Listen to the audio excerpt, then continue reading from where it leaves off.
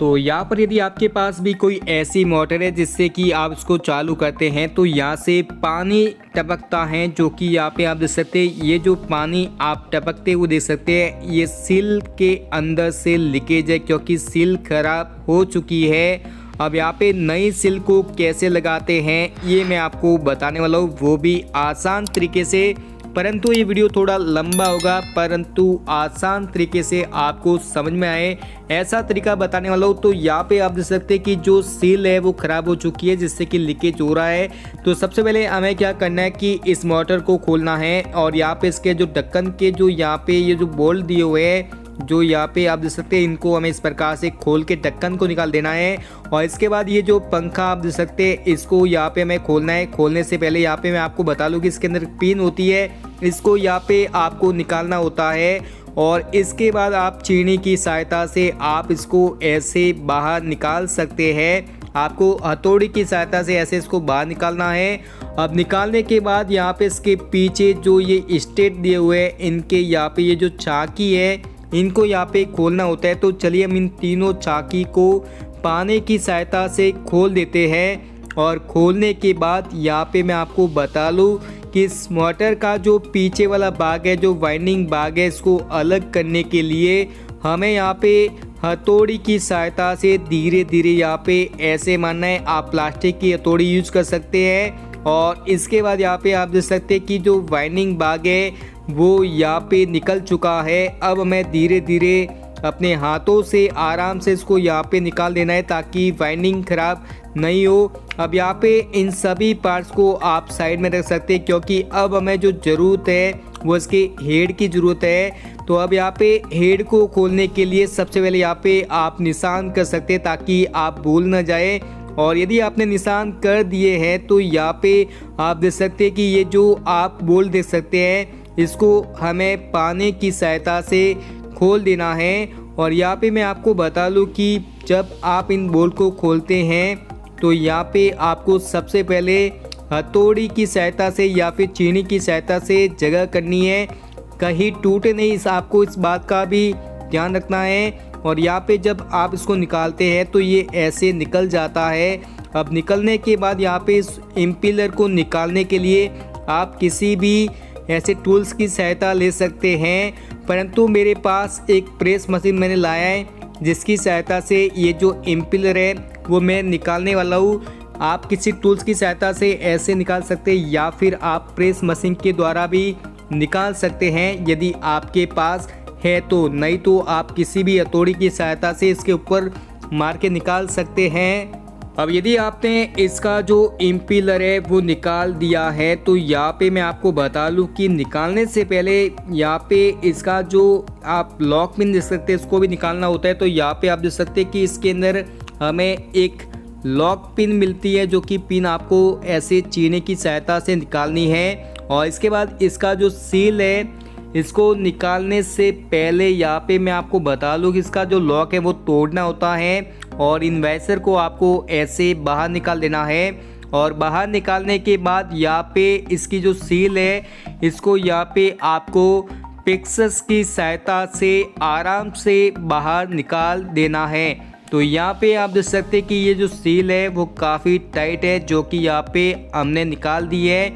अब यहाँ पे आपने इस सील को नया लगाना होता है, क्योंकि ये जो सील है वो सड़ जाती है, जिससे कि पानी लीकेज शुरू हो जाता है, या फिर कई कारण और भी होते हैं जिससे सील खराब होती है। अब यहाँ पे आप देख सकते हैं कि इसका जो राउटर है उसको हमने हथौड़ी की सहायता से निकाल दिया है। अब निकालने के बाद यहाँ पे सबसे पहले इसकी जो शाफ्ट है, इसको यहाँ पे आपको साफ कर लेना है। और जो ये अंदर आप देख सकते हैं, इसको भी यहाँ पे आपको बाहर निकालना है। तो चलिए हम टेस्टर की सहायता से जो अंदर इसकी जो चीनी की प्लेट है, इसको यहाँ पे निकाल देते हैं, क्योंकि ये भी ख़राब हो चुकी है। अब हमें इन सभी चीज़ को नया लगाना होता है। इसके साथ में यहाँ पे इसके अंदर रबड़ की रिंग होती है, इसको भी निकाल देना है। अब निकालने के बाद इन सभी पार्ट्स को आपको साफ कर लेना है।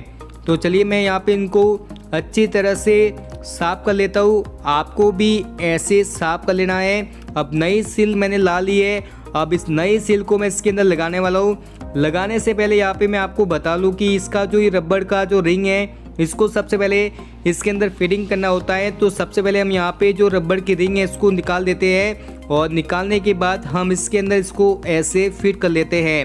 अब यहाँ पे यदि आपने इसको एक समान और सही रूप से नीचे की ओर फिट कर लिया है तो अब यहाँ पे आपके पास इसकी जो सीमेंट की जो रिंग है जो कि आप देख सकते हैं, इसको हमें सीधा ऐसे लगाना है। आप देख सकते हैं ऐसे सीधा होता है, मतलब जो चिकना भाग होता है वो ऊपर की साइड रहता है और फिर हमें पेक्सस का जो ऊपरा सिरा होता है उसकी सहायता से हमें इसको ऐसे एक समान रूप से फिट कर लेना है।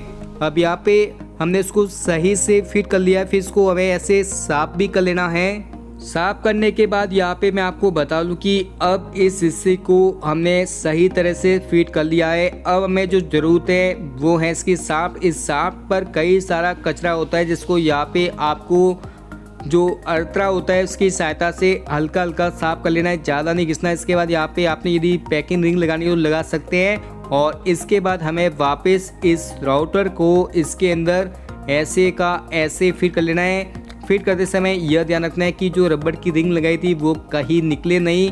तो यहाँ पे आप देख सकते हैं कि सही प्रकार से हमने इसको फिट कर लिया है।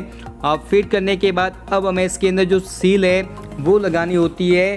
तो यहाँ पे आप देख सकते हैं कि हमारे पास ये जो सील है इसको हमने ऐसे इसके अंदर लगाना है और लगाने के बाद किसी भी पाइप की सहायता से आप इसको दबा सकते हैं। सबसे पहले आपको हाथ से दबाना है, जितना दबे उतना, और इसके बाद यहाँ पे आपको पाइप की सहायता से उसको एकदम पूरा दबा लेना है। और दबाने के बाद अब यदि आपकी जो सील है वो सही प्रकार से बैठ चुकी है तो अब यहाँ पे आप यदि इसके अंदर वाइसर लगाना चाहते हैं इसके अनुसार तो यहाँ पे लगा सकते हैं। इसके बाद यहाँ पे आपके पास जो लॉक होता है वो लॉक भी इसके अंदर लगाना है ताकि जो सील है वो कहीं आगे नहीं आ जाए, ताकि फिटिंग हो तो लीकेज भी नहीं हो। तो यहाँ पे आप देख सकते हैं कि अब यहाँ पे हमारे पास जो ये लॉक पिन है इसको भी हमने यहाँ पे लगा लिया है। और लगाने के बाद अब हमें इसका जो इम्पिलर है इस इम्पिलर को इस खांचे के अनुसार ऐसा का ऐसा फिट कर लेना है और फिर बूस्ट की सहायता से इसको थोड़ा सा दबा लेना है। अब यहाँ पे दब चुका है तो यहाँ पे मैं आपको बता दूँ इसके अंदर एक नया पैकिंग बनाना होता है। तो यहाँ पे पैकिंग मैंने बना लिया है जो कि किसी भी पत्रिका से आप बना सकते हैं। अब इसके बाद हमें इस मोटर के अंदर इस वाले भाग को फिट कर लेना है और यदि आपने ऐसा का ऐसा फिट कर लिया है तो अब यहाँ पे आपको इस मोटर को घुमा के देखना है कि एकदम सही घूम रही है। यदि सही घूम रही है तो आगे वाला जो हेड है इसको भी आपको ऐसा का ऐसा फिट कर लेना है। और फिट करने के बाद अब यहाँ पे आप देख सकते हैं कि हमने जो सील है वो चेंज कर ली है। वीडियो यदि आपको पसंद आए तो वीडियो को लाइक करें, शेयर करें और इस प्रकार के और भी वीडियो देखना चाहते हैं तो प्लीज़ आप हमारे यूट्यूब चैनल को सब्सक्राइब भी जरूर करें। Thank you.